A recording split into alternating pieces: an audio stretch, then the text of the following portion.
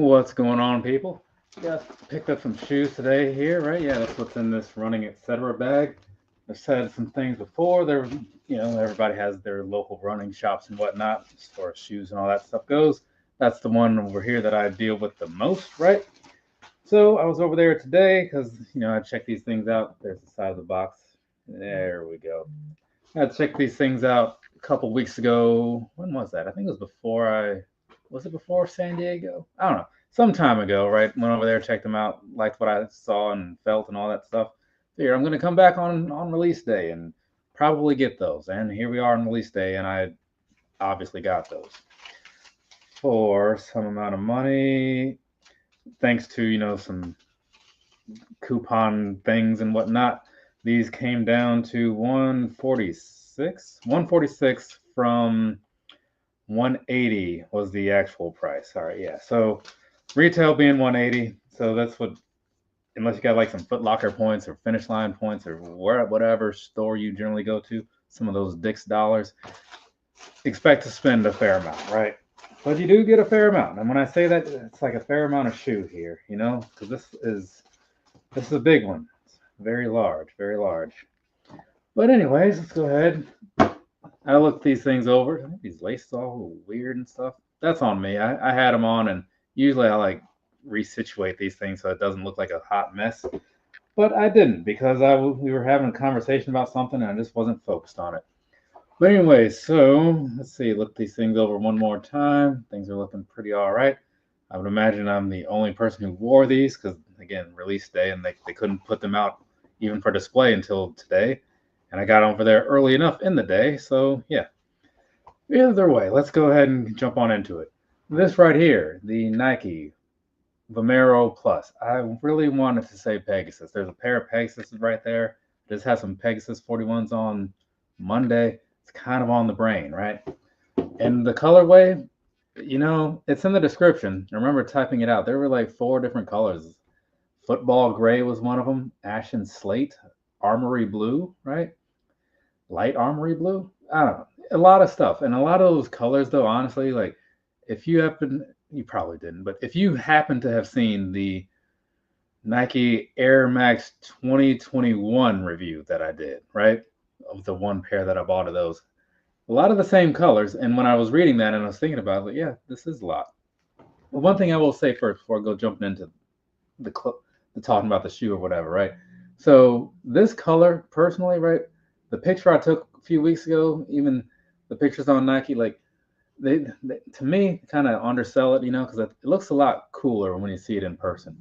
But this is probably one that you'll see in a lot of places, anyways, as far as stores go. So you can make your own decision. Maybe you'll agree, maybe you won't, but I think it looks pretty all right. Anyways, down across the bottom, that's what's going on down there. It's a big grid sort of thing, right? It's kind of weird looking, but I mean, the traction has got to be like pretty crazy, though, I would imagine, right? I'll find that out. Well, hopefully I won't find that out, because if you find yourself in a place where like you are relying on all the traction and stuff, things aren't great, At least that's how I feel. Some lint in here from my sock earlier. Anyway, so midsole, right? There's a whole lot of this going on, right? It's got a little extra branding on the inside there. It says tuned for maximum cushioning, right? So Nike has 3 tiers of shoes, right? 3 tiers of shoes. For stability, you have the structure. For the everyday things, you have the Pegasus. And then for the cushioning, you have the Vomero, right? I'll bring these over here since they happen to be relatively close. Pegasus 41, right? So this would be like your kind of like your speed sort of thing. Like they label this as everyday, though you can use cushion for everyday too. So it's kind of a blurred line. But either way, the Vomero fits into like the cushion category, right? So they had the standard one, right? The Vomero 18. Remember this guy? Maybe you do, maybe you don't. Doesn't matter if you do or not. Then they have the Vomero Plus now. And at some point, once again, I didn't bring those Pegasus Premiums over here. I kind of don't like them, though, so maybe that's why. And then at some point in November, maybe, the Vomero Premium will come around, which looks complicated, to say the least. But either way, so as far as this midsole goes, right? Similar approach to the Vomero 18, right? The branding would make you think it's all the same. But on the back of here, if you look at the fine print, right? right there where it splits. You see Zoom X at the top, React X at the bottom. This time around, it's all Zoom X, right? And height-wise, I want to say this was a 46 and this is a 45. They look about the same though, really, to me. Get the other one here, right? No, I had the right one. So yeah, if you look at both of these kind of like together from the outside or whatever, yeah, the largely because of how it's made, it does kind of look like the Zoom X here is just going to be bigger overall, but it's actually not. It just kind of dips down a little bit more on the inside. It's kind of one of those things. It's an illusion of sorts, like Job used to do. Remember that? Any Arrested Development fans out there? Anyway, so that's what's going on the midsole. It does feel really nice. I'll tell you that right now. And it is, what is it? Like I said, it's 45 in the front, 35 or 45 in the back, 35 in the front, 10 millimeter drop. So that's what's going on there in case you're curious, right? I don't remember what it was on the 18s, but I will say it's a thing that you can feel, right? I've been wearing a lot of things that are a little bit lower, right? A little bit closer to, like, not close to 0, but I'm saying closer than 10. So putting something like this on, you kind of feel it, right? But hey, it is what it is. It's a thing. It's a common drop, right? So whatever. Upper, let's go ahead and get on into this, right? Because that's where you can kind of see some more of these colors like I was talking about. Because in a brighter setting, right, this does look like it's all kind of washed out. It looks more like, say, the tongue and the lace type color, like everywhere. But no, it's a lot of light gray, a lot of light blue. There's a little bit of dark gray for the swoosh. Well, on this side, there's dark gray for the swoosh. On the outside, it's mostly just like the outside of the swoosh. And then behind that, you can kind of see through there. Kind of a nice touch, right? But yeah, so you can kind of see what I'm getting at there. It's one of those ones where at first I wasn't sure how I'd like it or whatever. But when I saw it in person, like I said, I liked it more. And then as far as the lacing area while we're up there, right? Standard stuff, nothing too crazy about it. Nice plush tongue, so they're not really trying to go for like a low weight on this one, and you can definitely feel that. It's definitely got some weight to it. Not heavy, but it's not light like, certain other things would be, So those, was that the Metaspeed, the Paris, right? That's going to be like, what, 6-7 ounces, I think. I don't know what this would be. I'm guessing in the 10s. But either way, so upper wise, that's what you're looking at. Got a little bit of branding up at the top telling you Vomero Plus, right? Vomero Plus. So you got that happening as well. Jumping down onto the inside, Vomero labeling and all that stuff. And this says maximum cushioning, which is obviously what this is going for, right? And like I was saying before, this here is sock liner. Some people bring it up, some people don't, because it bothers different people to different degrees. Some just don't care, and some make a big deal out of it. So I don't know. I did see some little lint things sticking to the side earlier, but I don't really see any on these, and I've worn these a whole lot, so I don't think that should be a big factor. Even though I was picking a piece off earlier, I think that was just kind of like a one-time deal or whatever. But yeah, otherwise, things are looking pretty all right. So moving on to like the sizing and whatnot, just so I can get some sort of refresher. I did go true to size on these, right? I have a size 9.5 foot. I've bought that in true to size, or bought basically all my running shoes are true to size, exception being the Saucony Endorphin Elite 2 and my Gore-Tex shoes. But the Gore-Tex ones, the material itself just makes them fit a little weird. Though the Gore-Tex Pegasus Trail 5, that one was also just kind of retooled on the top piece. So it's also just uncomfortable at true to size, right? Even past the material being different. It's not a great experience. I mean, it is once you get the right size, though. How am I grabbing that? All right, so this right here, right? This is the one. Like I said, true to size. You got a good amount of room in here, right? I'm sure if I stood up, I might feel a little bit different, because when you're sitting and you try on something like this, it's best to stand up and move around. Because again, with a 10 millimeter drop, right, you're going to kind of slip forward just a little bit, right? So when you're sitting, you might feel like everything's perfect and everything's great. But then you stand up and maybe you don't feel that way so much anymore. But for me, I did walk around in these and I was good with it. They don't have the most room, like from side to side. And even from the front, like, it's enough to me. But if you're kind of one of those people who like often feels like you don't have a lot of room in things that are true to size fit, well, then you're probably going to want to not do the true to size thing, right? So I've heard that from other people about just Nikes in general. A lot of people feel like their running shoes fit a little slim to them, right? And I'm saying bigger footed people tend to say that. So take that, do whatever you want to. But again, this type of shoe, it's not going to be hard to come by. Some colors, maybe, maybe your store won't have all the colors that you would like to see. But if you can go in there and at least try them on, then you'll at least know what size you want. And I will say sometimes, at least with some of the stores I deal with, if they don't have the color you want, like in stock, they can often order it for you. And then they'll either come to the store to your home, depends on, where you're working with. So all hope isn't lost, especially if there's like in-store sales that aren't online or whatever. That's kind of like the way to go. I've done that a lot of times with Foot Locker, and it's worked out pretty great. Anyway, so yeah, true to size is working out pretty well for me. I do like that. I'm going to come back to this upper for a second, though, because I didn't notice how weird this piece feels, like right on the top of the toe box. And you can kind of tell it almost has like that look to, what was that? The Air Max DN. Yeah, the Air Max DN.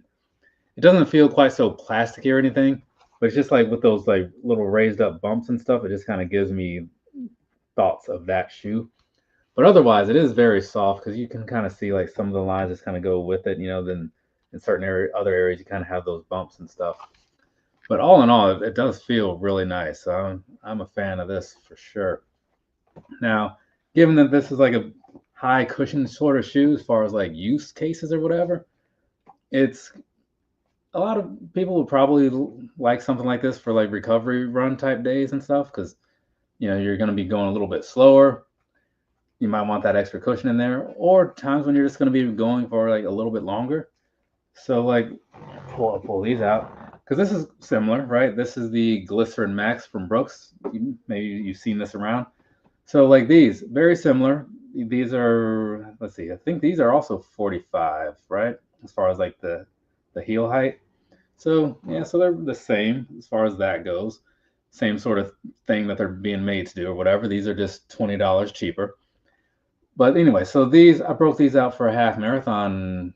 When was Memorial Day? Back in May. Worked out great, right? Because I'm wanting to move quickly, sure, but not like fast. And also the fact that I'm going to be out there for an hour and a half, right? That's kind of where like this extra cushion comes in handy, right? So I'm curious how this will feel once I actually get out there running in them.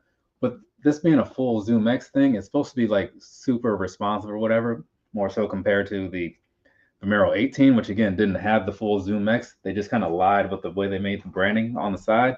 It makes it look like that would be all Zoom X, right? And it's not. It's just like that very top layer. All the big part in the middle and then the lining under it, that's all React X, which is, I don't know, it's very misleading, and I don't think that that's fair to people, But either way, so running around with these for those types of times, I feel like will be probably the best. But I have an 8K next week. So that's probably when I'll be breaking these things out. And I'm looking forward to it. If these work out as well as those did, the vomero 18s, things will be great, right? Because I wore those for the Shamrock Half Marathon and the Shamrock 8K. Got some pretty good times in both, right? I think I was like 7:45-ish, something like that, for the for the half marathon. And I was about 7:05 for the 8K, right? And it was easy, right? So I had no complaints about it. So these I feel like should work out just as well. I'm just curious how it'll feel, just, because they look so big. But these also had that same look and had no complaints. And again, it's really just like a visual thing because these are actually shorter than the 18s. So kind of crazy, right? But show you that one more time so you can see what I was talking about. But yeah, so looking at the back end there again, try to get this level. Yeah, so like I was saying, the back of the pluses looks so much bigger than the 18s, but it's not, it's just weird to me.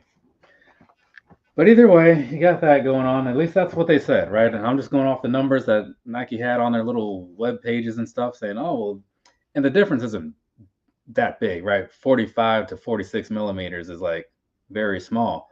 But I'm just saying this one just looks bigger, right? But it's the smaller one. So there's that. I think I've covered everything that people would really need to hear. Maybe I don't know. Because like I answered, I said covered everything that I would want to hear. Right? Do I represent everybody? Well, obviously not. Right? But when I'm making these videos and stuff, I just kind of figure like, well, would I watch this? I mean, I guess, right?